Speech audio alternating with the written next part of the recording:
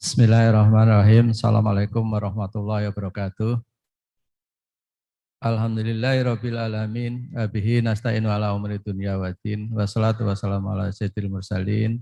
Sayyidina Maulana Muhammad wa ala alihi washabihi ajmain. Amma ba'du.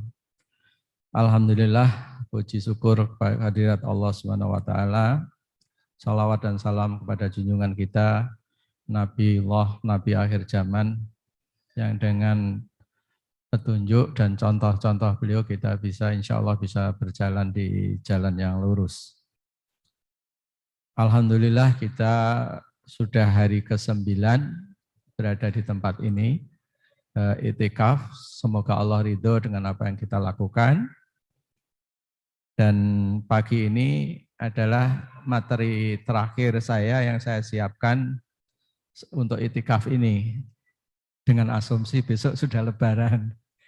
Jadi dengan asumsi besok sudah lebaran, maka materi yang saya sampaikan pagi ini adalah materi wrap up lah gitu ya. Jadi materi merangkum, memformulasikan what next-nya dari oleh-olehnya lah gitu ya. Nanti Bapak Ibu bawa pulang untuk dieksekusi, untuk kita lanjuti bersama. Hal jazaul ihsan ilal ihsan. Salah satu tanda keberhasilan puasa kita, nanti kita akan terus beramal baik, beramal ihsan sepasca lebaran ini. Kalau dirangkai dari yang saya sampaikan dalam selama i'tikaf ini, para peserta i'tikaf dan juga jemaah Masjid Darussalam akan melihat yang kita bahas dari hari-hari pertama sampai kemarin adalah batu bata. Batu bata yang tersusun mulai dari makanan, air, energi adalah batu bata. Untuk apa batu bara itu? Ada susu, ada madu, ada segala macam ini. Untuk apa batu bata ini kita ajarkan mengenal batu bata yang sangat penting untuk kehidupan kita ini? Karena kita mau membangun rumah. Mau membangun rumah yang sangat indah. Mau membangun rumah yang sangat indah. Jadi kalau kita pengen membangun rumah yang mudah diterima oleh semua pihak, ya. Kalau kita mengkampanyekan sesuatu, cita-cita sesuatu mudah diterima oleh semua pihak, kan insya Allah banyak dukungan dan mudah direalisasikan. Dan Al-Quran memberi contoh. Kalau kita mencita-citakan negeri kita seharusnya kayak apa? Negeri ultimate, negeri kita itu seperti apa? Al-Quran memberi contoh, yaitu negeri baldatun thayyibatun wa rabbun ghafur. Nah, kalau yang sekarang kita kampanyekan adalah negeri baldatun thayyibatun wa rabbun ghafur yang akan kita bangun bersama. Siapa yang enggak setuju? Ya kan? Siapa yang enggak setuju kalau kita mau bangun baldatun thayyibatun wa rabbun ghafur, dan itu dicontohkan langsung oleh Al-Quran. Negeri yang makmur, negeri yang baik, dan Allah Maha Pengampun, kurang apa lagi? Kan itu ya, jadi enggak ada. Nah ini masalah komunikasi. Ya, jadi ketika kita bangun, kita komunikasikan, dan kita sudah identifikasi juga hambatannya apa kalau kita mau bangun baldatun thayyibatun wa rabbun ghafur. Nah kita sudah formulasikan dengan sangat jelas. Dalam kajian 2 hari lalu gitu ya, sangat jelas. Ada penghalangnya yang kita harus tahu. Jangan salah sasaran. Jangan dikira teman kita semasjid itu adalah lawan kita. Tidak ada. Yang perlu kita lawan bersama adalah tis'atu rohtin. Siapapun yang bertempur, yang selama ini kita lawan adalah proksi. Yang kita lawan sesungguhnya tis'atu rohtin. Maka melalui kajian-kajian ini kita jadi tahu. Inilah yang harus kita lawan. Karena dialah yang menjadi penghalang baldatun thayyibatun wa rabbun ghafur. Karena kepentingannya Allah menggambarkan siapa tis'atu rohtin itu. Gitu. Mereka orang adalah tis'atu rohtin yufsiduna fil ard. Wa kana fil madinati tis'atu rohtin. Tis'atu rohtin yufsiduna fil wala yuslihun. Mereka adalah orang yang memang niatnya berbuat kerusakan untuk dirinya sendiri dan dia tidak melakukan perbaikan. Nah ini maka kalau kita mau membangun negeri yang baldatun thayyibatun wa rabbun ghafur, penghalangnya itu gitu, karena dia tidak menghendaki ini, tidak menguntungkan. Kalau semua orang makmur tidak ada untungnya bagi dia. Dia tidak bisa memperdaya orang miskin, tidak bisa membuat minyak goreng mahal, tidak bisa membuat ayam harga jatuh dan sebagainya. Semuanya makmur. Nah, saya pagi ini akan menjelaskan konsekuensi atau contoh baldatun taibatun warabun ghafur ini sesuai dengan penjelasannya di Al-Quran. Jadi apa sih yang membedakan sesuatu itu mimpi atau visi? Gitu. Kalau mimpi, itu tidak perlu penjabaran, tidak perlu detail. Kita bisa aja tidur di masjid, kita tiba-tiba mimpi berada di Masjidil Haram, bisa. Tidurnya di Darussalam, tapi kita mimpinya di Masjidil Haram, bisa. Tidak perlu penjelasan, naik apa, berapa lama, tidak perlu. Karena cuma mimpi. Tapi kalau visi, bisa dijabarkan. Detail step by step-nya bisa dijelaskan. Nah, baldatun thayyibatun warabun ghafur di Al-Quran itu ada breakdown-nya yang sangat detail. Yang sebab itulah yang kemarin kita bahas, breakdown-nya nanamnya apa, masyarakatnya hidup seperti apa, dan lain sebagainya. Di Al-Quran, baldatun thayyibatun warabun ghafur ini diuraikan dengan sangat jelas, dijelaskan oleh para mufassirin dengan sangat detail, berlembar-lembar penjelasannya. Ayatnya di surat Saba ayat 35. A'udzubillahi minasyaitonirrajim. Bismillahirrahmanirrahim. Laqad kana li sab'in fi maskanihim ayah. Jannatani ayyamini wasimal. Kulu min rizqi rabbikum waskurulah. Baldatun thayyibatun wa rabbun ghafur. Sungguh bagi kaum Saba ada ada tanda-tanda kekuasaan Allah, ada ayat-ayat Allah di tempat mereka tinggal. Jadi ada bukti ayat-ayat Allah kemarin di hari pertama sebagai dasar kajian kita. Ulil albab adalah orang yang bisa membaca setiap ayat Allah dalam benda dan peristiwa. Nah, ini dikasih contoh bagaimana di negeri Saba itu terdapat tanda-tanda kekuasaan Allah yang sangat jelas. Apa tanda-tandanya? Jannatani ayyamini wasyimal.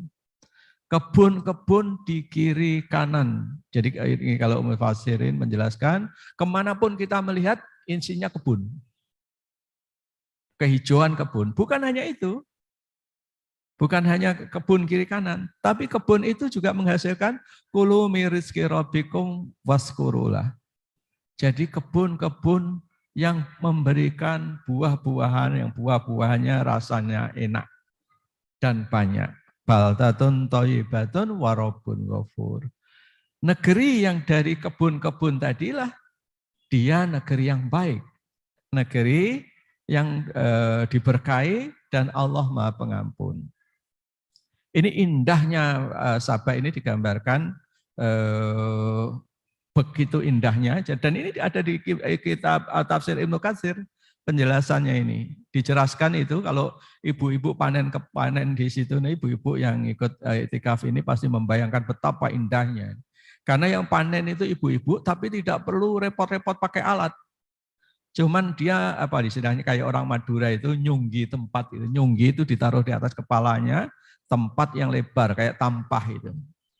Lalu dia berjalan, berlarian di bawah pohon-pohon yang di kebun itu, buahnya jatuh sendiri, tek tek tek tek tek tek gitu. Bisa dibayangkan indahnya ya. Jadi tidak perlu alat. Sekarang alat-alat canggih dipakai manusia untuk panen. Di negeri Saba tidak. Cukup ibu-ibu berlarian, berjalan di situ. Dan itu sangat masuk akal, dijelaskan secara ilmiah. Yang sudah saya bahas di hari-hari pertama, yaitu ketika buah itu menjelang masak, pas menjelang masak, buah itu kayak plasenta dari buah itu, yaitu tangkainya dia mulai melemah.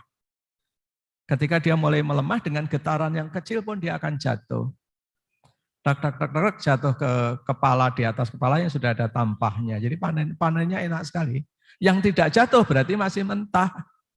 Yang sudah matang sudah jatuh kemarin. Gitu. Jadi pas hari itu yang berjatuhan adalah pas yang matang hari itu. Itulah buah yang masak di pohon. Lebih dari itu digambarkan oleh para mufassirin juga, di negeri itu saking indahnya tidak ada kutu. Tidak ada penyakit. Jadi orang kalau dari luar Sabah, bajunya masih kutuan gitu kan, ya, nggak usah jauh-jauh. Waktu saya kecil di pesantren, sarung kita itu pada kutuan gitu ya. Jadi bisa dibayangkan gitu, zaman saat itu. Begitu masuk Sabah, kutunya itu hilang. Itu bisa jelaskan dengan ekosistem. Itulah negeri yang diberkahi. Negeri yang diberkahi. Baldatun, Thayyibatun, Warobun Ghafur.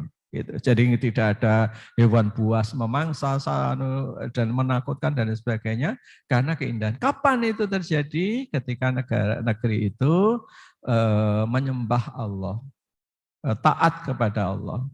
Yang di ayat lain dijelaskan, jika sekiranya penduduk negeri beriman dan bertakwa, maka negeri itu akan dibukakan pintu-pintu berkah dari langit. Dan inilah yang negeri yang kita tuju. Bayangkan sekarang kalau kita kampanyekan gitu. Kita nggak usah ngomong yang lain-lain yang membuat orang alergi. Ayo kita kampanyekan, kita bangun baldatun thayyibatun warabun ghafur. Dan kita jelaskan kepada masyarakat, siapa yang nggak setuju? Yang nggak setuju pasti bagian dari tisaturatin. Karena mereka lah yang berbuat kerusakan. Kalau yang pengen berbuat perbaikan pasti mau diajak ke baldatun thayyibatun warabun ghafur. Mungkin masing-masing orang semangatnya berbeda, tingkat keyakinannya berbeda, tapi kalau diajak kebaikan pasti mau. Yang enggak mau ya bisa mudah dibedakan. Seperti yang disampaikan oleh Nabi Ibrahim, yang ikut kami itulah bagian dari umatku, yang tidak ikut ya terserah Allah, kan gitu kan. Nah, jadi artinya kalau kita kampanyekan inilah yang kita pengen usung ya. Jadi kita kampanyekan yang kan kita bangun itu baldatun thayyibatun warabun ghafur, dan siapa yang beretikat baik tentu harusnya setuju. Nah, nanti akan saya jelaskan jabaran detailnya. Nah, di ayat selanjutnya gitu. Terbalik gitu. Ayat selanjutnya terbalik, yaitu fa'arsalna alaihim sailal arim wa badalnahum bijannataihim jannataini tawata ukulin hamdin wa asli wa syai'im min syidrin qalil. Jadi ketika mereka berpaling, jadi ketika penduduknya itu berpaling, langsung sama Allah ditimbulkan banjir. Di situ diceritakan dalam tafsir, banjirnya itu mereka ketika makmur itu punya dam yang sangat besar, membentang dari ujung gunung ke ujung gunung yang lain, disitulah cukup nih. Ketika mereka mulai ingkar, Allah kirim semacam tikus raksasa gitu, membolongi jembatan. Maka terjadilah banjir besar dan menghabiskan tanaman-tanaman yang indah yang menghasilkan makanan tadi, dan kemudian diganti oleh Allah dengan tanaman yang buahnya tidak enak dimakan. Gitu. Jadi berdasarkan dua ayat ini mudah sebenarnya melihat suatu negeri itu diberkahi apa tidak ya. Jadi kita nggak usah macam-macam parameternya, dua ini aja. Di dua ayat ini kita bisa melihat suatu negeri itu diberkahi apa tidak.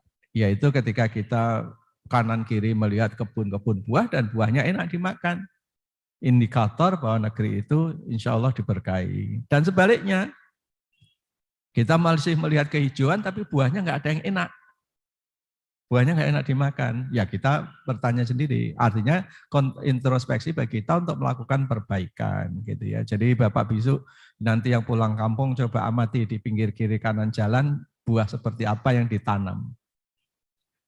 Itu kalau yang saya amati dari Jagorawi, kemudian ke Bandung dan sebagainya itu, yang ditanam rata-rata buah yang tikus pun akan mati makannya. Yang buah racun tikus yang bulat-bulat itu. Untuk ngusir tikus. Ya jadi, ya apa susahnya ngasih buah yang enak sehingga dipetik orang enak kan gitu kan. Tapi memilih buah yang tikus pun akan mati memakannya gitu kan. Nah ini kan apa ya istilahnya itu jadi indikator atau introspeksi untuk kita melakukan perbaikan. Dikala masyarakat masih lapar, masih kekurangan makanan, kita nanam sesuatu yang tidak enak dimakan, gitu kan, gitu ya. Entah apapun alasannya. Jadi kemanapun kita melihat kehijauan, kalau itu buahnya enak dimakan, parameternya bukan kita ngarang. Parameternya adalah sudah dijelaskan oleh Allah di dua ayat ini gitu. Jadi kalau kita angkat nih ya dari nanti oleh-oleh dari i'tikaf ini apa gitu. Oleh-olehnya kita punya visi negeri seperti apa yang kita kehendaki. Enggak tercapai di zaman kita, enggak masalah juga. Yang penting kita edukasi anak-anak, ini loh. Sebenarnya negeri yang kita tuju ini nih. Baldatun thayyibatun wa rabbun ghafur. Ayo kita wujudkan bareng. Gitu. Wujudkan bareng. Nah, dengan mewujudkan bareng ini, insya Allah nanti entah pada generasi kesekian akan terrealisir. Karena untuk mengusir T1 mungkin juga tidak mudah, karena mereka bercokol begitu kuatnya, saking besarnya sehingga kita tidak sadar berada dalam korporasi raksasa yang isinya T1 tadi, kan gitu ya. Jadi kita enggak, dan nah ini perlu waktu, enggak masalah. Yang penting kita udah tahu dulu arahnya kemana, kan gitu ya si ini. Nah, sekarang ketika kiri kanan kebun, ya, ketika kiri kanan, jadi yang dimakan apa? Nah inilah konsistensinya Al-Quran. Ya, jadi Allah menyampaikan, sekiranya Al-Quran bukan dari sisiku, pasti engkau akan temukan pertentangan yang banyak. Nah, kalau kita baca ini, nanti ini akan konsisten dengan semua ayat-ayat yang lain.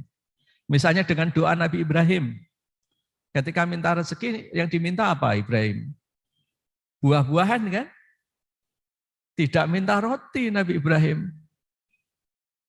Dia minta buah-buahan. Nah, kebun yang dihasilkan apa? Buah-buahan. Buah-buahan gitu. Ketika kemarin dibahas oleh Ustaz, Siti Maryam diberi rezeki oleh Allah langsung. Apa kira-kira rezekinya? Yang diberikan ke Siti Maryam. Buah-buahan. Gitu. Lah kalau yang dikasih gandum repot banget di mihrab kayak seperti ini, masak gandum kan gitu kan? Si ini. Nah, seperti itu. Ada buah-buahan.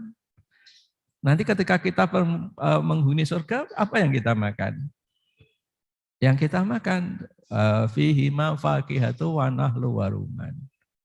Di dalamnya ada buah-buahan, ada kurma dan ada delima. Ya, kurma dan delima disebut Allah secara spesifik menunjukkan dia keunggulannya, kemuliaannya, keberkahannya. Saya mengidentifikasi dulu ketika saya nulis buku Kebun Al-Quran itu, hasil penelusuran saya, buah yang paling banyak disebut Al-Quran adalah kurma, disebut 21 kali. Kemudian diikuti anggur, disebut 14 kali. Diikuti zaitun, disebut 7 kali.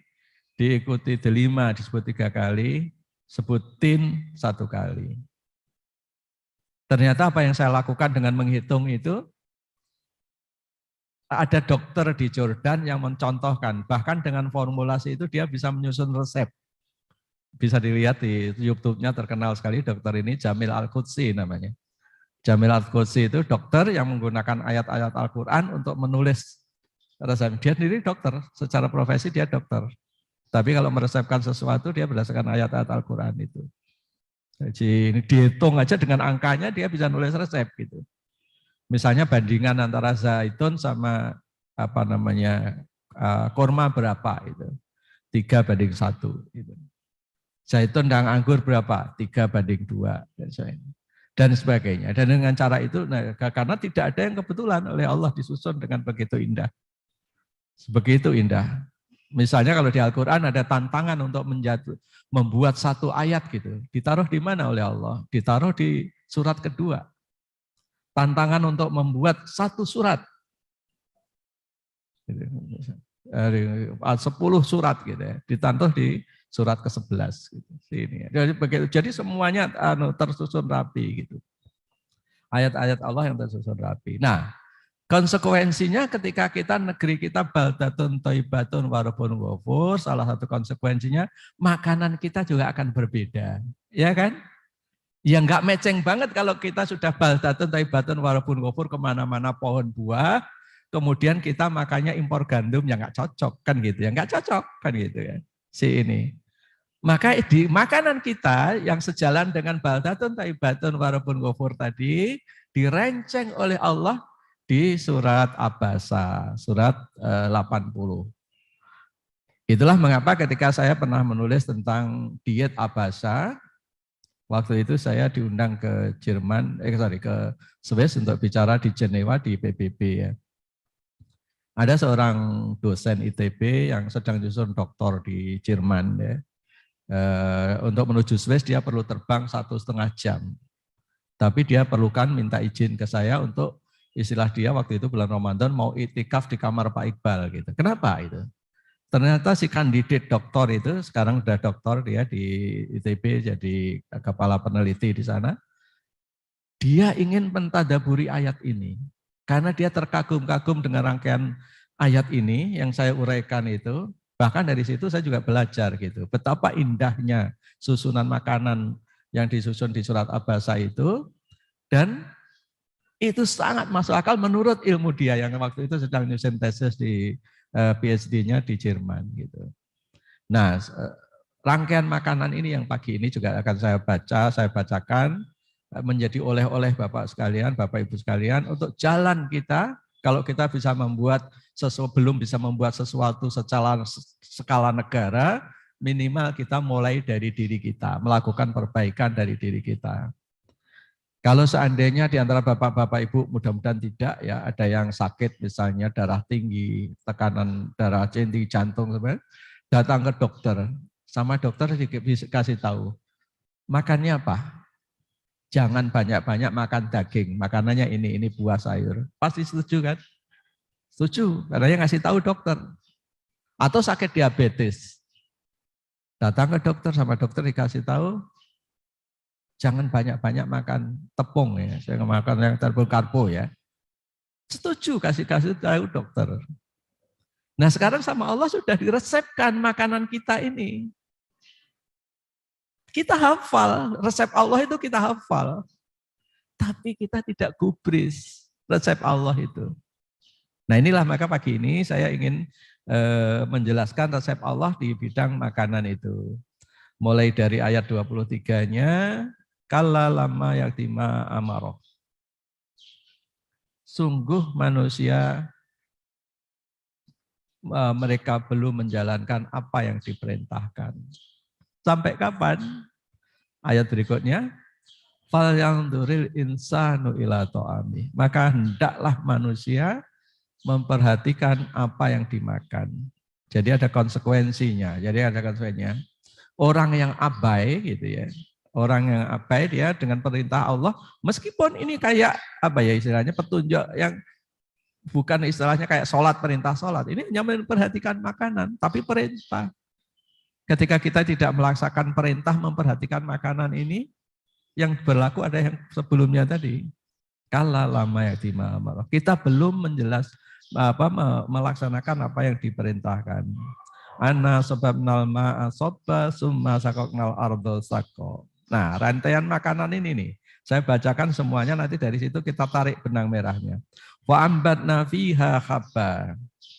Jadi ditumbuhkan oleh Allah habba, biji-bijian, wa inaba wa qotba. Wa inaba wa qotba. Anggur dan qotba itu tanaman-tanaman hijau yang bernutrisi. Ya kalau bahasa kita kelompoknya itu sayur mayur, rempah, herbs gitu ya. Kalau di bahasa Inggris disebut spicy and herbs, gitu ya wa inaba wa qotba wa zaitun wa nahla. Zaitun dan nahla kurma ya.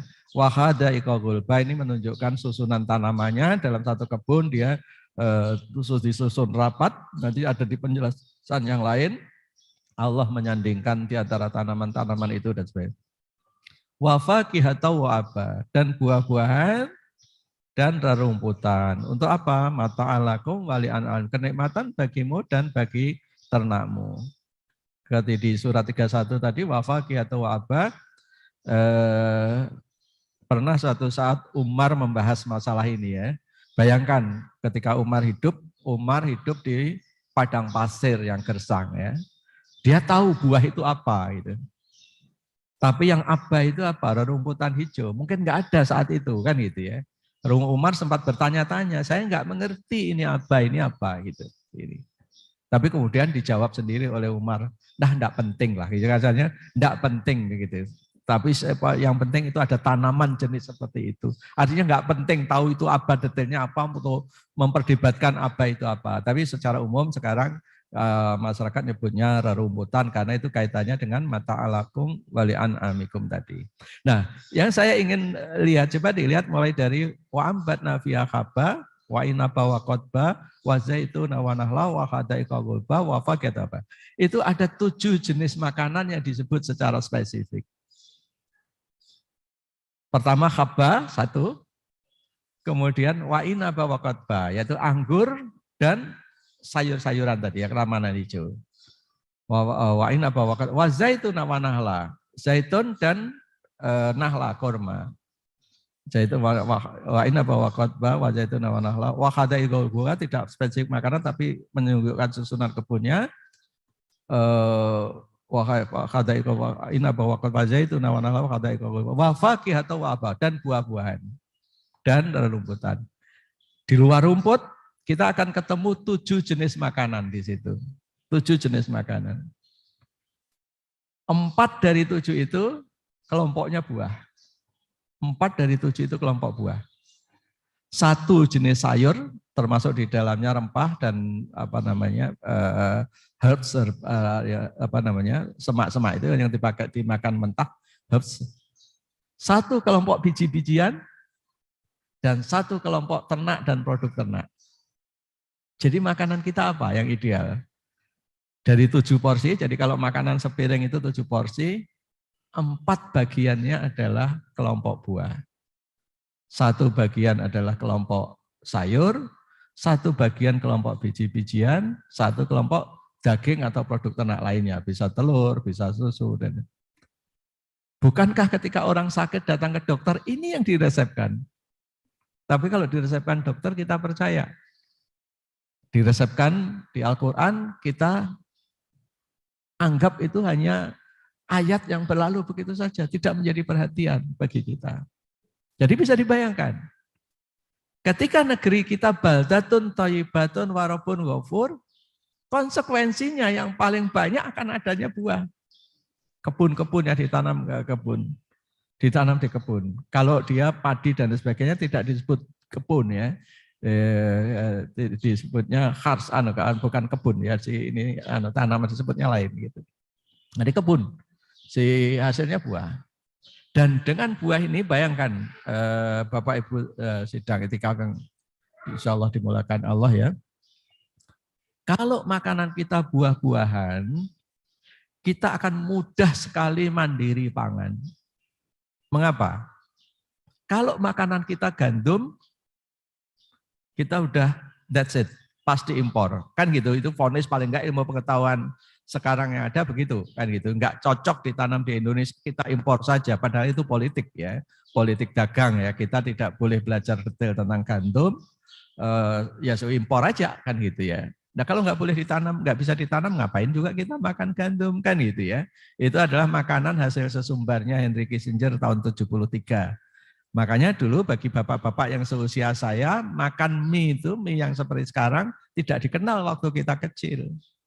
Gitu. Karena itu makanan introduksi. Tapi betapa berhasilnya ya, tis'atur-rohtin itu sampai merubah apa yang ada di meja makan kita, dia bisa. Mengubah makanan di meja makan kita bisa. Kita tadinya makan tiwul, makan jagung, makan nasi, makan sagu, tiba-tiba semuanya kita menjadi importir terigu tadi. Gitu. Nah, kalau makanan kita buah-buahan, kita tidak perlu pusing dengan ini. Tidak perlu pusing dengan padi yang berlebihan. Kenapa? Karena padi itu ketika ditanam butuh air yang banyak. Sedangkan hari lalu kita bahas, air itu adalah komoditi langka ya, jadi komoditi jajah. Kalau bayangkan kalau air dipakai habis-habisan untuk nanam padi dan enggak semua lahan cocok untuk padi, ya enggak bisa berebut dengan apa yang kita makan. Jadi kita enggak perlu berlebihan air dan padi itu butuh kondisi lahan yang luar biasa subur. Maka Indonesia pernah berusaha di zamannya Orde Baru membuat lahan 1 juta hektar tanaman padi di Kalimantan dan kemudian menjadi 1 juta masalah kan gitu ya. Karena memaksakan sesuatu yang berbeda kan gitu ya. Di ini ada pengusaha besar sekali di Indonesia membebaskan lahan yang sangat datar, luasnya 170.000 hektar di Irian bagian selatan. Dia bercita-cita akan menjadikan itu lahan padi yang luar biasa. Saya ketemu langsung dengan pengusaha ini gitu. Saya ketemu langsung karena saya pernah diundang ke kantornya, saya ketemu langsung. Bahkan lahan padi ini sempat ditinjau oleh Presiden RI. Bangganya, modern itu. Saya diundang ketemu dia ditemani salah satu tokoh seniman di Indonesia, ketemu beliau. Beliau menjelaskan kegagalan dari proyek dia itu. Dan kegagalan ini Masya Allah, pelajaran yang luar biasa yang perlu kita petik. Jadi begitu bangganya mereka dengan lahan yang sangat datar, merekayasa pertanian menjadi dengan mesin-mesin canggih dan sebagainya itu. Musuhnya itu sederhana sekali ternyata. Jadi padi itu begitu mulai dipanen, tadinya datang 1-2 burung. Kemudian tiba-tiba gitu burung dalam jumlah yang sangat masih menghabiskan itu. Jadi burung-burung itu kayak mempunyai WAG gitu, WhatsApp group ya. Jadi kayak begitu yang satu ini tahu, oh di sana ada makanan enak, diserbu. Dan kewalahan dia bagaimana mengatasi burung itu. Belum lagi setelah dihitung, sampainya di Jakarta lebih mahal dari beras Vietnam, beras Thailand, dan lain sebagainya ya. Nah, sehingga akhirnya proyek beras berhasilsasi itu tidak berhasil. Gitu. Nah, itu juga karena itu tadi. Bayangkan kalau sekarang kita fokus buah-buahan, apa sih yang nggak tumbuh di sini? Kalau kita care sedikit aja, apa yang kita tanam di samping masjid sambil lalu juga buah, mangga di situ juga buah. Selalu ada yang cocok untuk kita tanam di lahan kita, kalau fokus kita buah. Itulah mengapa Nabi Ibrahim yang diminta adalah buah. Ada cerita yang sangat indah yang saya baca di salah satu tafsir juga. Ketika Ibrahim berdoa minta buah-buahan itu, Allah mengabulkan permintaan itu. Tapi kan harus ada sebabnya. Bagaimana buah dikirim 1.500 kilometer zaman saat itu dan bisa dinikmati Ibrahim di Mekah secara segar, kan gitu ya. Nah, untuk membuat sebabnya mudah dipahami itu apa yang dilakukan Allah? Allah potong sebagian bumi Syam, dipindahkan ke dekat Mekah. Itulah Taif. Maka kalau Bapak Ibu yang sempat pergi haji, sempat ke Taif, coba perhatikan. Taif itu sangat beda dengan bumi Arab pada umumnya. Dia sejuk, dia penuh tanaman, dan lain sebagainya. Di Taif itu. Maka Taif itu disebut cuilan, ya, cuilan dari bumi Syam, karena kondisinya sangat mirip negeri Syam, kesuburannya, cuacanya, dan lain sebagainya. Jadi dengan cara itu, penduduk Mekah diberi buah-buahan dari jarak yang hanya ibaratnya dari sini ke Bogor gitu aja kan gitu ya. Jadi sini ke puncak itu aja dari buah-buahan gitu. Bayangkan kalau harus disuplai dari negeri Syam. Kan terlalu jauh, terlalu ini. Meskipun Allah kuasa melakukan itu, tapi Allah beri solusi yang sangat indah untuk menunjukkan kekuasaan. Solusi yang sangat indah. Nanti bisa dibaca di cerita bagaimana Taif itu gitu ya. Sampai sekarang ketika saya mempelajari dunia pewangian, parfumeri, dunia barat mengenal mawar terbaik disebut Rosa Damascena. Rosa Damascena itu bunga mawar yang tumbuh di negeri di Damaskus, ya, Rosa Damascena. Tapi Damascena itu karena Damaskus sudah melalui berbagai serbuan, berbagai penguasaan, sebenarnya sudah tidak semurni, tidak sebaik yang seharusnya. Yang terbaik yang tidak diketahui dunia barat adanya di Taif. Karena paling enggak sampai saya ke sana beberapa tahun lalu, itu yang terjadi, tidak tahu sekarang gitu ya. Di Taif itu adalah mawar terbaik di dunia yang masih sangat-sangat murni. Secara ilmiah disebut Rosa Taifi, ya. Rosa dari Taif gitu ya. Karena belum tersentuh campur tangan manusia yang merusaknya, itu ada di situ. Nah, bila Allah menghendaki, maka ini terjadi. Penduduk Mekah pun diberi buah-buahan, Kalau sekarang sudah ada kontainer yang dibekukan, dikirim dari Brasil, dikirim dari manapun bisa. Tapi bayangkan ribuan tahun lalu bagaimana kan itu. Nah, solusi Allah itu dicuilkan bumi Syam, ditaruh di situ. Nah, di situ sudah menjadi sumber buah-buahan bagi penduduk Mekah dan sekitarnya. Nah, dengan cerita ini apa yang akan kita sampaikan sebenarnya? Apa yang kita sampaikan? Merubah cita-cita besar, yaitu baldatun thayyibatun wa rabbun ghafur, itu sebenarnya bisa dirintis dari kita, dari keluarga kita, mengoreksi makanan kita. Mengoreksi makanan kita, jangan sampai tis'atur rohtin itu yang mengendalikan makanan kita. Ya coba sekarang diperhatikan makanan kita, apapun. Mau daging, mau ayam, mau telur, mau susu, apapun. Itu minyak goreng apalagi.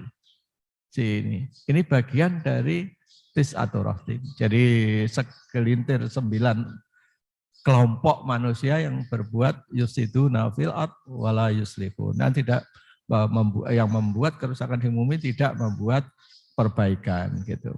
Nah, dengan gambaran ini sekarang kita sudah bisa nyimpulkan dari kajian ini. Nanti kalau pengen mendalami lebih detail karena semua ada rekamannya, tinggal ngikuti. Kita membuat kebun karena diperintahkan oleh Allah. Mengapa kita lakukan ini? Karena ada perintah di surat Hud. Kalau saya rangkai pertama ya, ada perintah di surat Hud. Wa ansa'akum minal ardi wasta'marakum fiha. Dia jadikan kamu dari tanah, jadikan kamu pemakmurnya. Jadi tugas kita memakmurkan bumi. Kemudian ketika ketemu bumi yang mati, sama Allah dikasih solusi surat Yasin 33. Wa ayatul lahumul ardul maitah ayainaha wa arasna minha qabam wa minhu yakulun. Jadi menanam dulu biji-bijian, leguminose, nanti dia akan tumbuh, baru setelah itu nanam pohon-pohonan buah. Kalau buminya enggak sampai mati, tapi gersang, sama Allah diberi petunjuk di surat Al-Hajj ayat 5 akhir. Fatarol adhamidatan faida anjalna alaihal ma itajat warobat wambatat mingkuli jaujim bahij. Kalau buminya sudah subur, tumbuh pohon-pohonan, tapi tidak berbuah. Solusinya apa? Solusinya ada di surat An-Nahl 10:11. Digembala di tempat tumbuhnya pohon, di tempat turunnya hujan itu. Karena kalau pohon nggak berbuah, dia berarti kurang nutrisi. Karena dia sudah tumbuh baik, kok cuma nggak berbuah, nutrisinya kurang. Nutrisinya kurang. Itulah mengapa kalau Bapak Ibu punya buah jambu, misalnya dipanen di musim hujan, itu rata-rata tidak manis. Kenapa? Ibarat air segelas, air 1 teko dikasih gula 1 sendok, ya jadinya nggak manis. Karena pada musim hujan air itu sangat banyak, otomatis yang sampai ke buah juga sangat banyak, tapi mineralnya tetap sama. Buah di musim kemarau cenderung lebih manis. Kenapa? Dengan mineral yang sama, airnya bukan 1 teko, airnya 1 gelas, ya tentu manis gitu. Nah, untuk mengatasi itu, ketika airnya hujannya banyak, buahnya tetap manis, gimana solusinya? Sederhana, itulah ada di surat An-Nahl 10:11 tadi, digembala di situ. Digembala di ini. Dan itu indah sekali, penggembala itu indah sekali. Jadi kenapa itu profesi para nabi? Suatu saat saya mengumpulkan ada 200 peternak kambing. Karena waktu itu sempat ada permintaan, jadi ada dari Arab Saudi mau membeli 75.000 kambing atau domba dari Indonesia. Gara-garanya kenapa tiba-tiba akan membeli dari kita? Ada gerakan animal welfare di Australia waktu itu yang tidak menghendaki kambing-kambingnya atau domba-dombanya dikirim ke Saudi dalam kondisi hidup. Karena gerakan animal welfare itu tidak setuju dengan orang Islam menjembelih dengan cara Islam.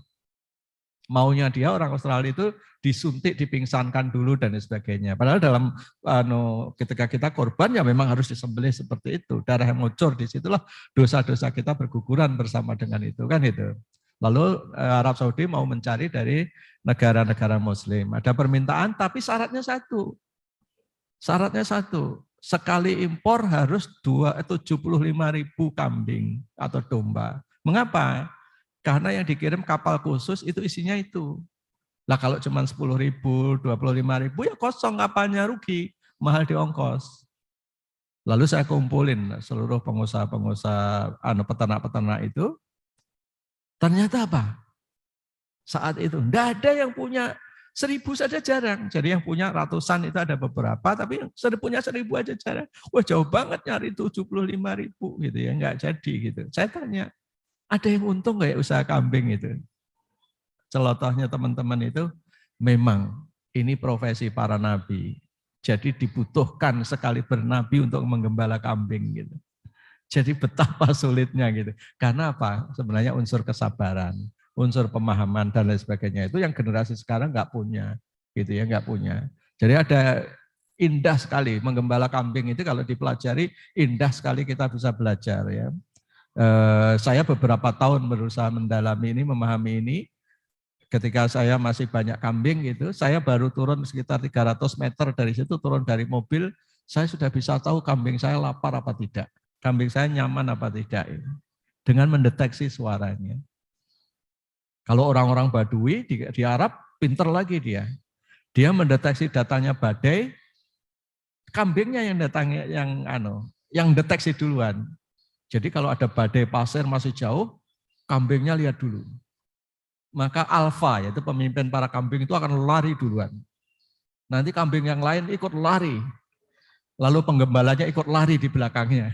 Jadi yang tahu duluan ini gitu. Jadi perlu kesabaran, pemahaman itu si mengembala kambing. Nah, kambing ini salah satu rahasia adalah salah satunya kalau kita melakukan penggembalaan, melepas kambing di lahan-lahan yang tumbuh pohon khususnya pohon buah, dia akan berbuah enak. Baru karena tadi nutrisinya ada nutrisi yang baik gitu ya si ini. Kenapa Pak nggak dikumpulin aja, dikumpulin aja di nanti kotorannya di ini gitu.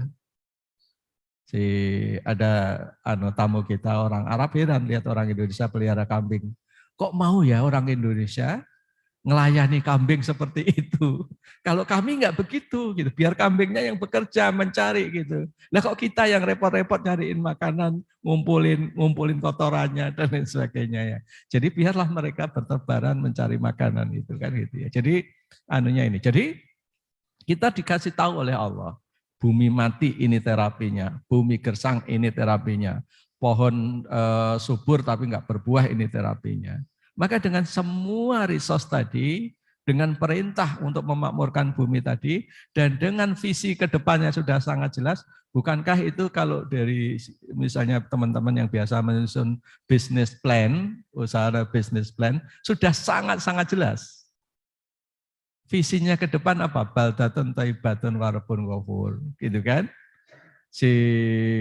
Diturunkan pada objektif, mission, vision, dan action dan lain sebagainya, action plan-nya seperti apa dan lain sebagainya bisa sangat detail, semuanya lengkap di Al-Quran itu. Jadi jawabannya itulah karakter Quran, dijelaskan oleh Allah, wa nazzalna 'alaikal kitaba tibyana likulli syai'. Aku turunkan kitab ini untuk menjawab seluruh persoalan. Kalau suatu saat belum ketemu jawabannya, sederhana. Seperti ketika kita babak belur belajar petani babak belur, setelah kita renungkan sederhana penjelasannya, yang ngajinya diteruskan. Karena di Al-Quran pasti ada jawabannya. Mungkin kita belum ketemu, kan gitu ya. Jadi dengan keyakinan itu kalau kita ketemu satu masalah dalam proses menjadikan baldatun thayyibatun warabun ghafur ini, kita ketemu masalah, mentok dalam sesuatu, ya sederhana. Ngajinya diteruskan sampai kita ketemu. Itulah perlunya tadabbur Al-Quran itu terus menerus ya, kita lakukan terus menerus, enggak ada habisnya. Digali sampai manapun, digali dari segala sumber ilmu apapun akan selalu ketemu.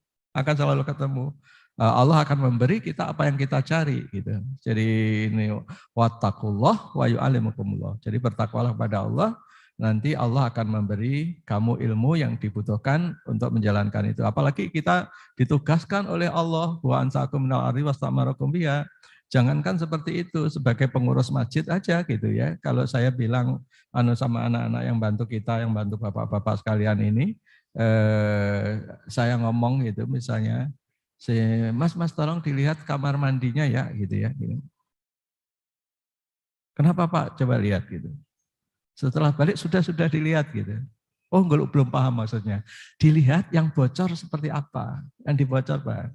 Oh kerannya Pak. Nah, masa saya akan minta dia untuk memperbaiki keran sendiri. Ya tidak.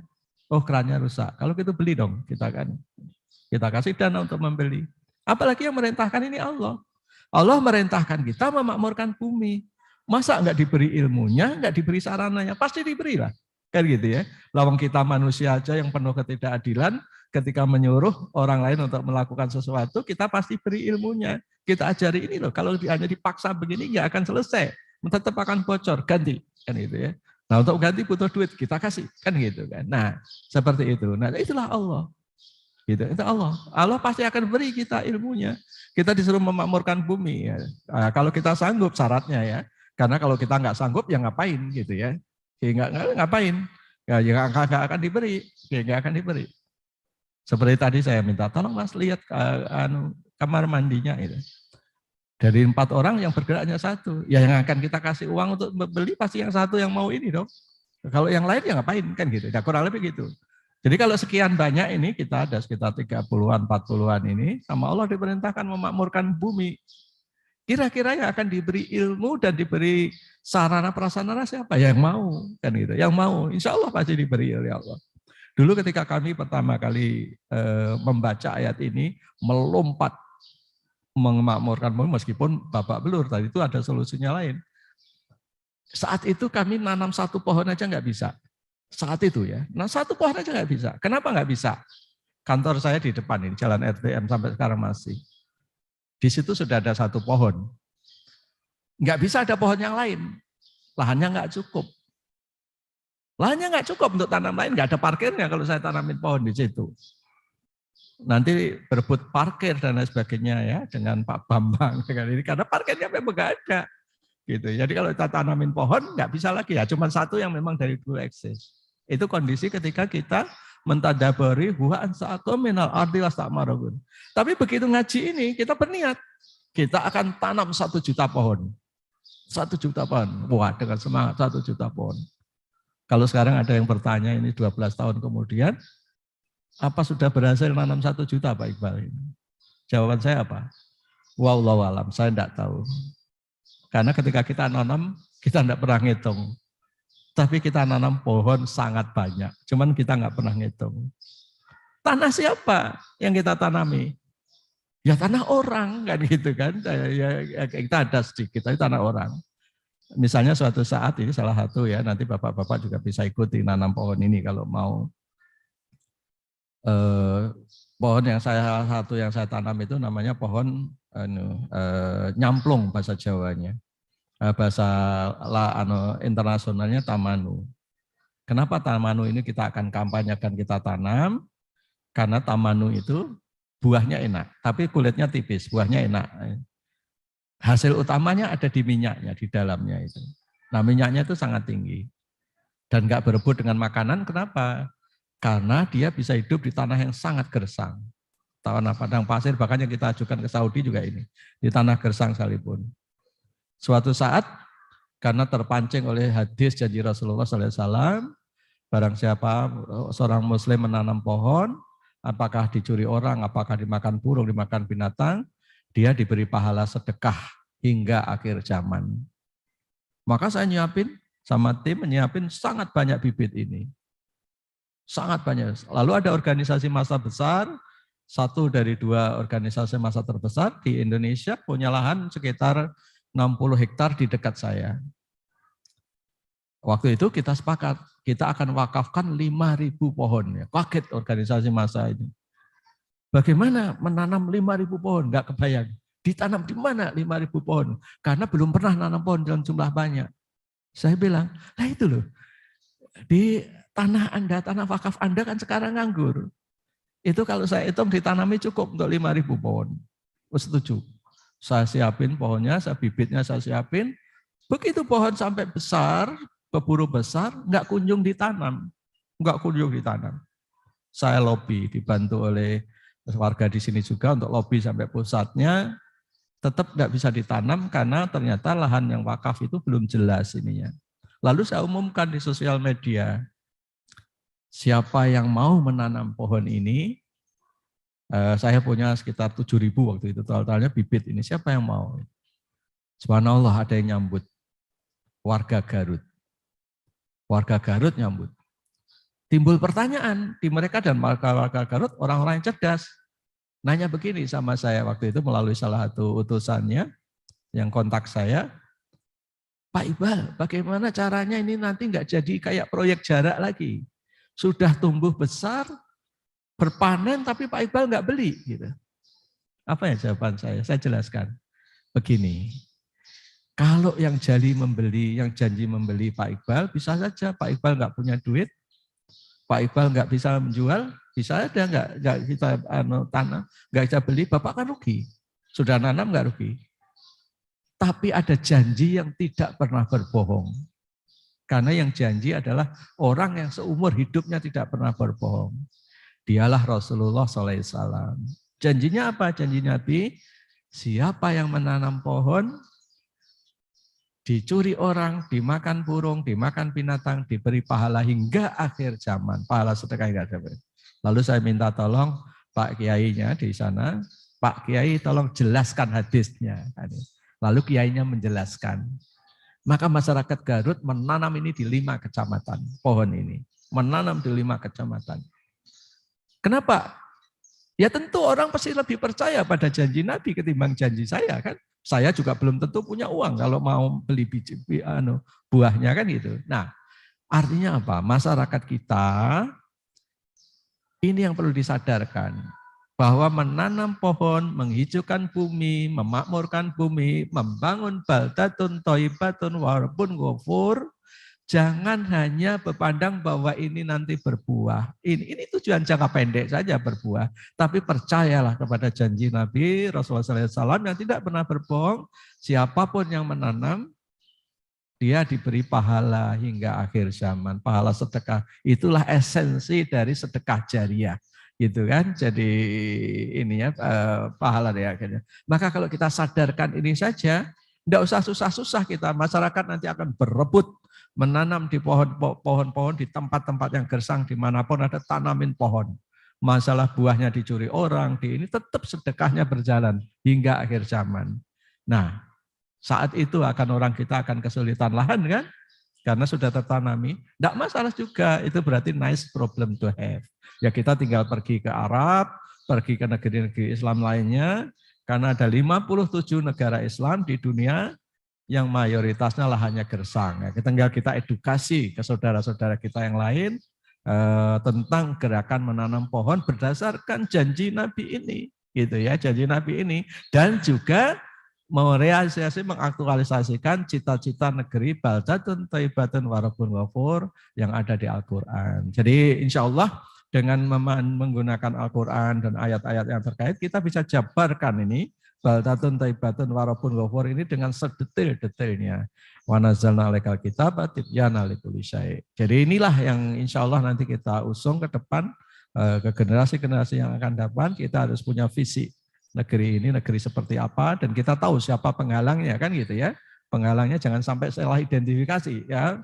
Penghalangnya jangan salah identifikasi. Jadi sesama saudara kita seiman, kita kira musuh kita. Bukan musuh kita yang menghalangi orang berbuat baik, orang menghalangi orang yang berbuat perbaikan di muka bumi. Demikian Bapak Ibu sekalian, ini sekaligus menutup bagian dari ceramah saya selama itikaf ya. Jadi kalau ada yang kurang saya mohon dimaafkan, dan kalau ada manfaat itu dari Allah. Kalau Bapak Ibu mengamalkan apa-apa yang saya sampaikan, insya Allah saya dapat kebagian pahalanya, dan Bapak Ibu tentu juga paling berhak atas pahalanya kan itu ya. Mudah-mudahan jadi amal soleh kita bersama ya. Silahkan kalau masih ada yang mau ditanyakan, bukan hanya materi pagi ini, sampai materi-materi yang saya sampaikan selama 9 hari ini, kalau ada yang ada yang kurang jelas atau apa, silahkan. Kalau ada yang bertanya. Silakan Pak Andi ya.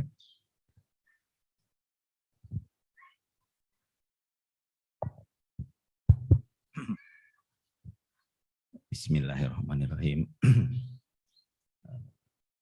Alhamdulillah, terima kasih banyak waktunya, dan alhamdulillah juga sangat bersyukur ya.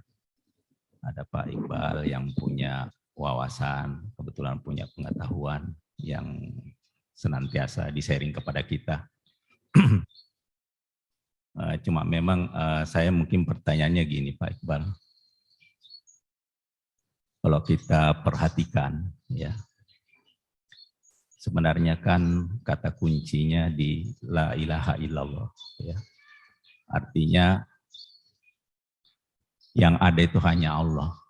Yang lainnya itu kan sebenarnya nggak ada gitu ya. Artinya hanya makhluk gitu ya. Makanya kalau kita perhatikan dia senantiasa punya keberadaan yang relatif gitu ya. Relatif sehingga menjadi terus berdinamika mungkin sampai hari ini. Ya, mungkin Pak Iqbal dengan tingkat kesadarannya yang mungkin saya rasa sangat baik ya. Kira-kira kita bagaimana menumbuhkan ya, dan bukan hanya menumbuhkan juga mempertahankan yang seperti sesungguhnya orang-orang yang ulil albab itu kan senantiasa ya, baik dalam kondisi berdiri, duduk dan berbaring itu mengingat dan bertafakur mengingat kebesaran Allah dan ciptaannya, bahwa semuanya itu tidak diciptakan sia-sia, punya manfaat. Itu satu Pak. Yang kedua itu juga saya melihat pengetahuan ya. Kita kan ngikuti dari kemarin, juga dari Ustadz Fatuhin Jafar, untuk seperti juga Pak Iqbal sampai cerita dari Al-Kahfi gitu ya. Kan di situ tidak mungkin sabar karena kamu belum punya pengetahuan. Berarti kan kuncinya di pengetahuan ya. Jadi itu yang membedakan ya sebenarnya orang yang punya kesadaran, keimanan karena dia punya pengetahuan. Kalau dia nggak tahu kan ya mungkin sekarang orang kafir gitu ya, atau orang yang tidak beriman, ya sebenarnya kasihan gitu ya. Kalau saya melihat cara pendekatan Rasulullah itu kan tidak membenci tapi kasihan, karena Rasulullah sadar bahwa dia belum tahu gitu. Dari awal penciptaan manusia juga saya lihat begitu. Ya, walaupun sudah diprotes malaikat dan juga pas Nabi Adam diminta untuk, berarti kan pengetahuan, untuk menyebut nama-nama benda gitu ya. Langsunglah malaikat sadar gitu. Oh, bahwa dia nggak punya pengetahuan tanpa diberi sama Allah gitu ya. Makanya langsung subhanallah maha suci engkau ya Allah. Kalau kita lihat ini kira-kira gimana ini membangun pengetahuan ini. Karena saya pikir ini kunci ya. Pengetahuan ini sehingga orang itu bisa punya tingkat kesadaran, keimanan yang tinggi, tidak hanya waktu-waktu tertentu, tapi sepanjang waktu gitu ya. Karena kalau kita perhatikan di sini kan, setan ini atau jin yang tidak mau sujud ini punya pengetahuan dia. Dia tahu bahwa Allah Maha Besar. Bahkan akidahnya kuat, kalau bahasa saya, mohon maaf kalau saya keliru ya Pak Iqbal, tolong dikoreksi. Karena dia tahu Allah yang menciptakan semuanya. Bahkan berdialog langsung sama Allah gitu. Nah, pertanyaan terkait ini, apakah kira-kira memungkinkan juga nih ya? Karena kan orang semua ini berbuat salah, orang ini jadi kafir, ini kan ini akar masalah gitu ya. Ya, kalau orang kan di ilmu-ilmu itu root cause-nya apa? Kan setan ini karena dia menggoda gitu ya. Termasuk Nabi Adam turun dari surga karena kan digoda sama setan ini, dan juga menggoda atas izin Allah gitu ya. Cuma bedanya Nabi Adam kan bertobat, mohon ampun gitu ya. Karena ya kita juga yakin bahwa Allah Maha Pengampun, innallaha ya, Ghafurur Rahim, jadi Maha Pengampun. Ya. Kalau lihat di dialog-dialog itu kan kadang setan itu mengingkari gitu. Artinya sudah terjadi karena kan Al-Quran ini sudah membicarakan juga kejadian-kejadian di akhirat masa yang akan datang, bahwa pas manusia ini protes, ya termasuk dia protes sama pemimpinnya yang membuat dia tersesat, padahal kalau dilihat di situ dialognya kan setan juga mengaku itu bukan sayang ini, kan itu keputusan manusia sendiri gitu ya. Dan bermaksiat mungkar itu juga tindakan manusia sendiri, hasil keputusan dia gitu. Mungkin setan menggoda gitu ya. Nah, kalau tadi Nabi Adam itu bertobat waktu turun di bumi dan dia kira-kira ini mungkin ada Ustadz Fatudin Jafar juga ini. Karena Allah Maha Pengampun, memungkinkan juga enggak di akhir gitu ya. Di akhir karena setan ini kan tahu gitu ya. Dia bisa bertobat juga di akhir gitu ya. Memungkinkan enggak kira-kira ini di akhir, karena kan izin sama Allah untuk diberi waktu sampai akhir gitu ya. Memungkinkan.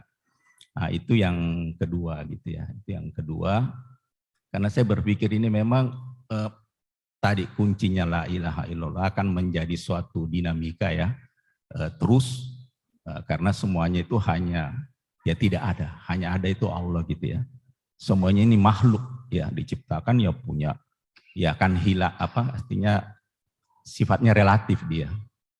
Yang kedua sehingga dengan kondisi ini berharap Pak Iqbal sharing kira-kira gimana kita menumbuhkan kesadaran kita ini untuk senantiasa tadi itu mengingat Allah ya, bersyukur. Yang terakhir ini, kira-kira menurut Pak Iqbal ya, kondisi kita saat ini ya, kondisi kita saat ini. Kemarin kan juga tuh Pak Iqbal menyampaikan, oh ternyata kita ini hanya terjebak proksi-proksi gitu ya. Apa tadi yang kita dukung ternyata oh kok begitu gitu ya, tetap ikut juga kayak gitu kan. Nah ini kan juga sebenarnya pengetahuan juga terbatas ya. Jadi manusia ini dengan keterbatasannya, kalau Pak Iqbal nyampaikan sebenarnya kan jalan keluarnya ke Al-Quran gitu ya. Al-Quran ini sebenarnya membuka hijab gitu ya, membuka keterbatasan manusia ini. Kira-kira menurut Pak Iqbal itu yang ketiga ini bagaimana gitu ya, untuk setiap waktu kita membangun kesadaran untuk Al-Quran ini tidak sekedar mungkin membaca, tapi tidak sekedar menghafal, tapi betul-betul kita mampu memahami ya dengan penuh kesadaran, dengan lebih mendalam gitu ya. Menurut Pak Iqbal gimana itu kira-kira kita mencoba, karena ini juga mungkin ada relevansi dengan yang disampaikan Ustadz Fatudin Jafar mengenai membangun generasi kemarin ya untuk pendidikan. Karena yang paling penting ini generasi kita ke depan juga. Mungkin itu aja Pak Iqbal, kurang lebihnya saya mohon maaf. Wabillahi taufiq wal hidayah. Assalamualaikum warahmatullahi wabarakatuh. Waalaikumsalam warahmatullahi wabarakatuh. Terima kasih Pak Andi. Yang saya bisa jawab pertanyaan pertama dan ketiga, karena yang kedua saya tidak merasa berkompetensi bisa menjawab tentang apakah iblis itu nanti bertobat atau apa ya. Wawasan saya tidak sampai ke sana. Tapi yang pertama tadi, bagaimana kita membangun kesadaran ya, jadi membangun pengetahuan. Betul yang disampaikan kemarin ketika Musa belajar sama Khidir, innaka lan tastati amma yasabru fa kaifa tasbiru ala malam tuhid bi kubur. Bagaimana kamu bisa bersabar terhadap sesuatu yang kamu tidak mengetahui. Jadi artinya kita butuh memahami. Untuk bisa sabar terhadap sesuatu kita harus memahami. Dan untuk memahami itu Allah ngasih jalan, sudah petunjuknya. Siapa ulil albab? Kan ulil albab adalah alladzina yadhkuruna Allah qiyaman wa qu'udan wa ala junubihim wa yatafakkaruna fi khalqis samawati, dan terus-menerus memikirkan dengan sangat sungguh-sungguh tentang ciptaan Allah itu sampai dia menemukan. Nah, di situ bedanya dengan jin, dengan iblis. Iblis tahu tapi dia kufur. Ya kan? Kalau kita tahu sesuatu, kita kepada langsung ingat kepada Allah supaya kita enggak sombong. Rabbana ma khalaqta hadza batilan subhanaka, langsung mensucikan Allah. Waqina adzabannar, langsung berlindung kepada api neraka. Jadi semakin kita mengetahui sesuatu, semakin kita mensucikan Allah. Kan gitu ya. Jadi ini kalau bahasa padi itu semakin berisi, semakin runduk, semakin ini. Karena kita semakin mengetahui kebesaran Allah, betapa mukjizatnya Allah, betapa kekuasaan Allah. Jadi anunya seperti itu kan itu ya si ini Pak Andi. Jadi dengan cara itu, nah jalannya apa? Maka jalan untuk mencari pengetahuan itu bagi ulil albab adalah dengan cara apa? Zikir, ingat kepada Allah. Karena kalau dia lupa kepada Allah, ilmunya akan menyesatkan. Gitu. Saya ada kenal seorang profesor nanoteknologi ya, seorang profesor di Malang sana. Suatu saat ngajak saya membuat sekolah tingkat TK ya, barangkali profesor ini. Kenapa dia membuat tingkat TK? Profesor ini menyampaikan ke saya, Pak Iqbal, saya ingin membuat sekolah dari tingkat TK. Karena saya khawatir ilmu saya ini membuat saya kufur. Gitu. Ya, bisa dibayangkan. Bayangkan, saya membuat saya kufur. Kenapa Prof begitu? Karena di ilmu saya itu yang ditanamkan doktrinnya, sesuatu yang tidak bisa dibuktikan, dia tidak benar. Kan gitu. Kalau dia nggak bisa membuktikan, dianggap tidak benar. Itulah sains kan. Padahal dalam Islam, salah satu syarat iman itu adalah iman terhadap yang gaib. Jadi yang gaib pun dia harus beriman, gitu kan. Nah, dia melihat, sedangkan mahasiswa-mahasiswa saya S2, S3 gitu kan, bimbingan-bimbingan dia sudah terlanjur dididik untuk membuktikan itu. Yang tidak bisa dibuktikan tidak benar kan gitu kan. Jadi ini kan bahaya bagi akidah. Gitu. Maka saya pengen menembus kesalahan saya ini dengan mendidik anak-anak sejak dari TK, dari bahkan prasekolah untuk diberi akidah yang benar. Ini ya. Jadi itulah mengingatkan kita bahwa sedalam apapun kita menggali ilmu, dasarnya harus ingat kepada Allah supaya kita tidak tersesat tadi.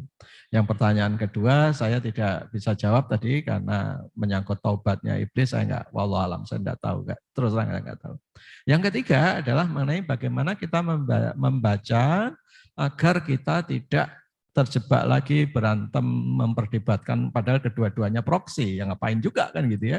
Kita habis-habisan mengorbankan persaudaraan, mengorbankan pertemanan dan sebagainya. Saya sampai keluar dari grup SMA saya gitu, sederhana. Kita pengen kenal teman-teman SMA dulu, pengen nyambung silaturahim, tapi yang ada berantem melulu gitu ya. Jadi ya, nah ini artinya tidak ini. Padahal dua-duanya hanya memperjuangkan proksi. Gitu kan, mana keluarga pausi anunya itu. Nah, oleh sebab itu ada doanya kan, Allahumma arinal haqqo haqqo wa yunnis tibaa itu kan, dan wa arinal batila batila wa yunnis tinaba, ya, supaya Allah beri petunjuk ini.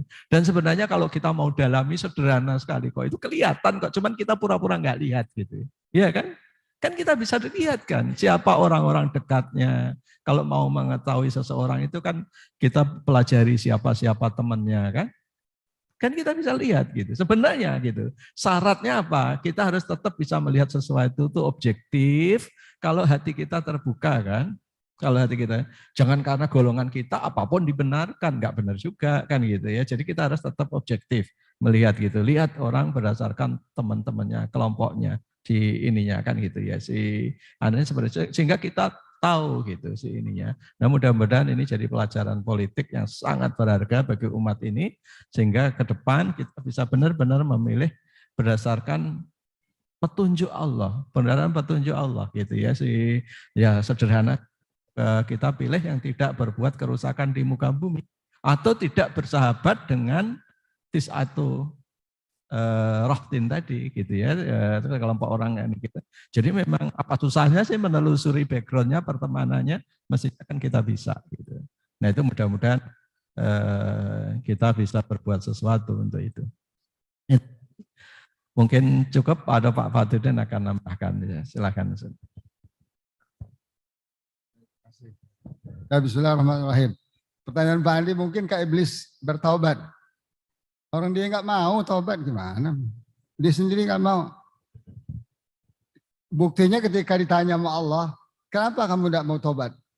Sujud kepada Adam. Dia bilang apa? Ana khairum minhu. Dia nantang Allah dia. Saya lebih baik dari Adam. Khalaqtahu min tin, khalaqtani min nar, khalaqtahu min tin. Dia udah berkamu-kamu dia sama Allah dia. Kamu ciptakan saya dari api dan dia dari tanah. Mana mungkin saya bilang. Nah, maka Allah katakan sekarang saya laknat kamu dan kamu akan masuk neraka dengan seluruh pengikutmu. Selesai itu kan? Khatamallahu ala qulubihim. Nah, kemudian ada satu ayat Allah katakan apa? Inna syaitana lakum aduun fattakhiduhu aduwa innama yad'u hizbahu liyakun min ashabin nar. Ya, setan itu musuh kamu. Ya, yang nyata anggap jadikan dia musuh dan kerjanya adalah mengajak kamu masuk, partainya masuk neraka. Dulu saya tulis partai tahun 2010 kalau nggak silap, antara baina hizbullah hizbus syaitan.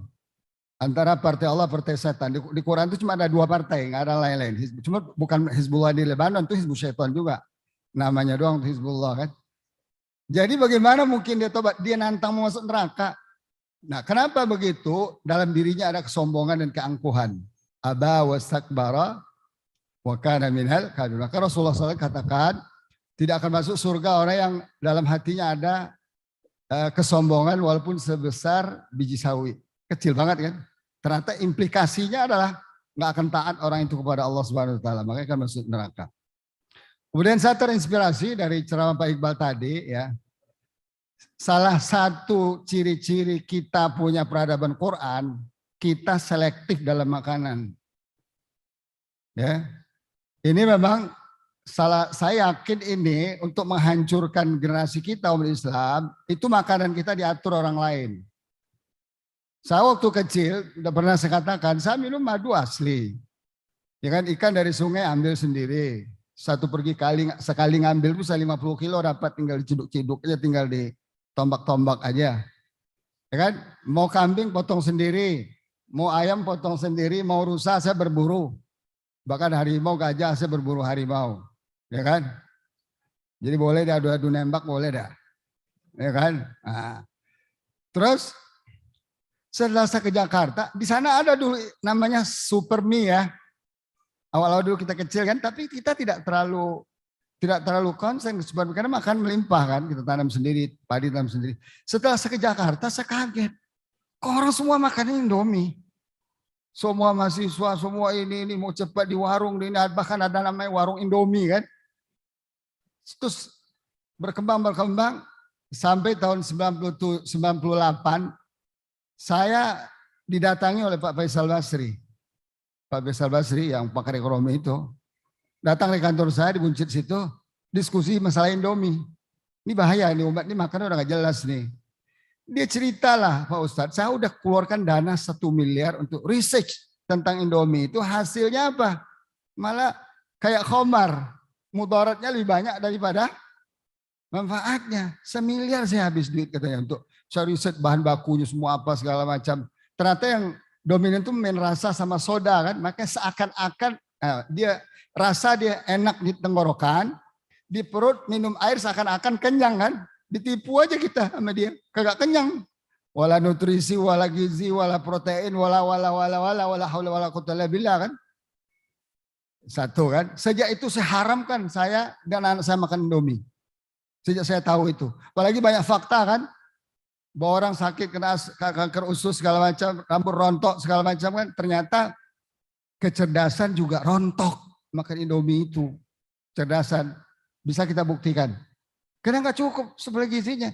Nggak lama, tahun sekitar 2000-an, itu teman saya dari Saudi ngirimin hasil research Indomie pakai bahasa Arab. Ini nih hasil produk kampung kamu nih, merusak kita di Saudi ini. Ini hasil penelitian ilmiahnya nih. Indomie ini merusak. Saudi kan boleh makan Indomie kan. Terus ingat dulu kan, awal-awal Indomie keluar apa? Super Mie dulu apa? Ana uhibbu Super Mie kan. Diganti ada uhibbullah wa rasulahu, uhibbul Quran, diganti mereka ada uhibbu Indomie, Super Mie kan. Maka orang kita cinta semua sama Super Mie itu kan.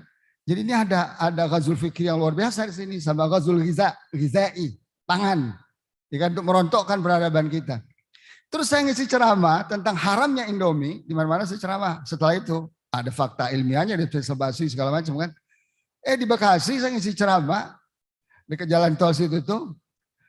Habis saya isi ceramah, bahwa Indomie itu jangan dimakan karena haram gini-gini, ini ada faktanya gini-gini. Ada salah seorang jamaah maju. Apa yang Ustaz cerita itu benar Ustaz? Saya ini pilot Ustaz, keliling dunia Ustaz. Kalau kita ke negara Eropa itu, kita kan selalu bekal Indomie itu. Nanti cari telur, di sana beli, dimasak sendiri di kamar kan. Pas saya turun di Prancis, dibilang di Paris, ditanya barang-barang saya apa aja, saya cerita. Ini apa ini? Ini makanan. Banjir ketat katanya. Oke, kasih tahu nomor kamar kamu di hotel mana, kamar berapa. Mohon izin kami periksa dulu, benar nggak ini makanan? Jangan narkoba gitu kan. Diperiksalah sama orang Prancis itu. Habis itu dibalikin ke kamar hotelnya, karena dia nggak ada, ditaruh di pintu kamar, ditulis di situ itu gede-gede, nothing. tulisnya. Nothing. Dia bilang ini makanan gak ada gunanya nih, kenapa dibawa-bawa gitu loh. Ya Allah, ini yang saya lihat. Sekarang lebih parah lagi, makan Korea, makanan Korea. Termasuk anak saya jualan tuh, saya larang tuh jangan jualan. Saya coba makan, wah saya nggak cocok lah selera kita kan, Pak. Ini makanan milenial. Ini Bang, ini makanan setan, ini bukan makanan milenial ini. Buat orang bodoh ini, entah dari apa-apa dibuat gitu kan, bahan bakunya kan. Nah makanya jamaah sekalian rahmatullah, sesuatu yang harus kita berjuang, yang dibicara Pak Iqbal itu buah-buahan kita tanam pohon, bukan hanya sekedar ya, sekedar dalam pengertian kita cari duit, kan enggak. Kita mengembalikan peradaban Al-Quran itu secara utuh. Sebagaimana kita dengan Al-Quran di masjid, ya seperti itu juga kita Quran di kebun, di pasar, di mana-mana, di parlemen, di mana-mana. Lah barulah namanya kita generasi Quran kan, barulah namanya kita Quran berjalan. Jangan ada yang dipisahkan. Maka saya cerita dulu kan, saya pernah tidak diundang lagi oleh satu pesantren yang setiap tahun ngundang saya, lebih dari 20 tahun, nggak diundang lagi gara-gara saya bilang kita masih sekuler di pesantren. Nggak percaya mereka, dia protes. Dia bilang, saya sederhana aja, selama memisah-misahkan sisi kehidupan, dalam kehidupan, memisahkan ilmu-ilmu, bisa aja kita pisahkan ilmu agama, ilmu umum, itu sekuler sudah. Jadi selama makan Indomie berarti apa? Sekuler udah. Makan mie. Yang kaya siapa? Oh tambah lagi kan kayak merokok kan. Yang kaya siapa? Tisaturatin lagi, rokok juga. Itu global tisaturatin. Nah jadi tolonglah difahami, disadari apa kata Quran. Seperti yang kita tekankan selalu selama acara ini kan. Baik Iqbal menurut saya. Apa kata Quran, ikut aja dah. Insya Allah kita merdeka sendiri. Tanpa perlu nuklir, tanpa perlu roket, tanpa perlu tank, tanpa perlu pesawat drone. Kalau kita ikutin Quran kita akan bebas merdeka insya Allah ta'ala. Kenapa sahabat semua dulu merdeka, bahkan mereka menaklukkan, bukan lagi merdeka, menaklukkan kan? Apa yang mereka senjata mereka? Ya Quran ini suruh makan buah, kan? Suruh berjalan di muka bumi mereka berjalan, bekal nggak ada urusan nanti Allah kasih bekal di jalan. Nah sekarang kepercayaan kita, keimanan kita kepada Quran ini yang tipis. Makanya kita buktikan dengan fakta-fakta ilmiah ini, insya Allah ini habis Ramadan ini kita akan buat akademi Pak tolong bantu Pak ya. Kita akan buat akademi Al-Quran, akademiyatu hudaya lil ulumi wal hadaratil Quraniyah. Jadi akademi Quran untuk ilmu-ilmu Islam dan peradaban Islam. Bukan berarti kita perang, enggak. Kita perang dengan diri sendiri. Kenapa mau dibodohin? Kenapa mau dibodoh-bodohin? Itu persoalannya kita. Karena kita jauh dari Quran, dibodoh-bodohin oleh iblis tadi kan. Dirayu Adam, dirayu anak-anak cucunya mau. Nah ini yang kita mau merdekakan diri kita dari iblis, dari setan itu. Minal jinnati wan nas. Tentulah minal jinnati wan nas. Gimana? Kendalikan hidup kita masing-masing, keluarga kita masing-masing sesuai hidayah Quran, cahaya Quran, petunjuk Quran, spirit Quran, nyawa Quran, obat Quran, semuanya Quran. Insya Allah dengan sendirinya kita akan merdeka insya Allah. Jadi itu tekad kita ya, semoga Masjid Darussalam ini menjadi pusat peradaban yang jangkauannya tidak hanya Depok, tapi bisa sampai ke daerah-daerah lain dan bahkan sampai kita siap usung ke negara-negara lain. Karena kita punya koneksi dengan negara lain baik. Ya, karena negara lain juga sama sama kita penyakitnya, kehilangan pegangan, kehilangan Quran. Sekarang baru pada merayap, Turki merayap, Afghanistan merayap, semua ya. Yaman merayap, semua sekarang Tunisia merayap, Aljazair merayap. Nah, semua semoga nanti satu saat rayap-rayapan itu, gerakan itu menyatu dalam satu kesatuan Al-Quran. Nah, ketika itulah insya Allah peradaban Al-Quran akan tegak. Wallahu ta'ala. Kemudian saya ingatkan juga, nanti sore ada kajian saya terakhir tentang apa maunya Quran pada kita. Jadi selama ini kita nggak sadar ya, kira-kira makanya orang Arab bilang Al-Quran fi wadin wal muslimuna fi wadin akhar. Quran di lembah mana, orang Islam di lembah mana, jauh banget jaraknya. Sekarang kita coba nanti lihat, kita lihat apa panggilan-panggilan sayang Al-Quran pada kita. Apa keinginan kebaikan Al-Quran pada kita, nanti tentu nggak akan bisa dibahas semua. Nanti kita bahas saja beberapa poin, silakan nanti habis itu diteruskan. Kemudian hari ini kita akan cuci gudang. ya door prize-nya akan dikasih semua kepada yang bisa jawab. Ya sudah, apa sisa-sisa sampai tempat-tempatnya dikasih semua nanti. Tas-tasnya kan. Jadi silakan nanti tolong interaktif karena kita terakhir, bukan yang paling terakhir. Karena kita ketemu lagi di kajian-kajian lain seperti Mastering Al-Quran, Akademi Al-Quran dan segala macam, nanti akan ketemu lagi insya Allah. Demikian, mohon maaf kalau ada kesalahan. Wa'alaikum minkum. Assalamualaikum warahmatullahi wabarakatuh.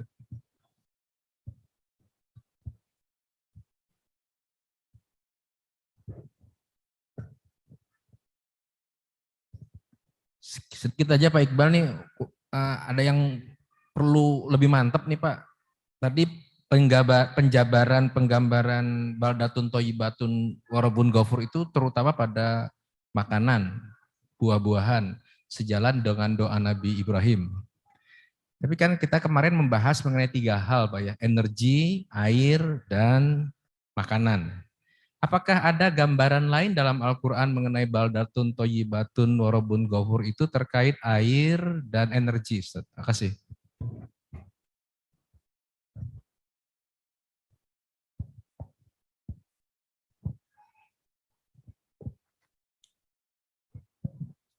Terima kasih Pak Bambang. Kalau yang air tersirat Pak, di tafsirnya tersirat karena yang membuat negeri Sabak baldatun thayyibatun warabun ghafur karena negeri itu berhasil membendung, mengelola air. Jadi mengelola air hujan sebenarnya dalam waduk yang sangat besar yang digambarkan antara 2 gunung tadi. Bagaimana supaya pertanian lancar dan lain sebagainya. Air tersirat saat itu di tafsir dijelaskan. Bahkan ketika bocor itu, setelah itu yang menghancurkan kan banjir. Ketika mulai ingkar, bendungannya digerogoti tikus, terus jadilah banjir raksasa yang menghabiskan semuanya dan digantilah buah-buahan. Jadi pengelolaan air ada di situ. Nah, energi belum menjadi isu saat itu sehingga tidak menjadi titik fokus gitu ya, tidak menjadi titik fokus gitu ya. Tapi di Al-Qur'an itu sudah diisyaratkan kalau sama dengan ketika Rasulullah SAW dan Umar memberi contoh wakaf itu kebun kaitannya dengan pangan, Utsman dengan air, yang api atau energi belum digerakkan. Karena waktu itu belum menjadi isu. Nah, kalau sekarang, zaman sekarang, salah satu wakaf yang perlu digerakkan juga wakaf energi itu. Jadi wakaf untuk supaya masyarakat bisa mempunyai energi. Jadi itu seperti itu Pak Bambang ya. Tentang makanan saya ada kelupaan satu, ya ini tips bagi bapak-bapak bagaimana makan makanan yang benar. Lagi-lagi contohnya dari Rasulullah SAW, kalau sore hari Rasulullah makan buah-buahan itu dikasih cuka sama minyak zaitun. Mengapa demikian? Gitu. Nah ini yang saya dijelaskan oleh dokter yang dari Jerman tadi, dosen ITB tadi. Mengapa di menu abasa itu ada zaitun gitu? Ternyata di unsur makanan kita itu ada yang larutnya air, ada yang tidak larut air. Larutnya adalah dengan minyak.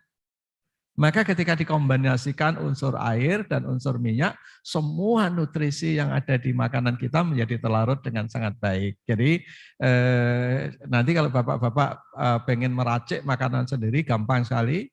Buah atau sayur apapun dicacah bareng, kemudian dikasih cuka sama minyak zaitun ya. Kalau nggak ada zaitun ya minyak kelapa juga nggak apa-apa ya. BCO juga nggak apa-apa ya. Tapi intinya ada unsur minyak ya.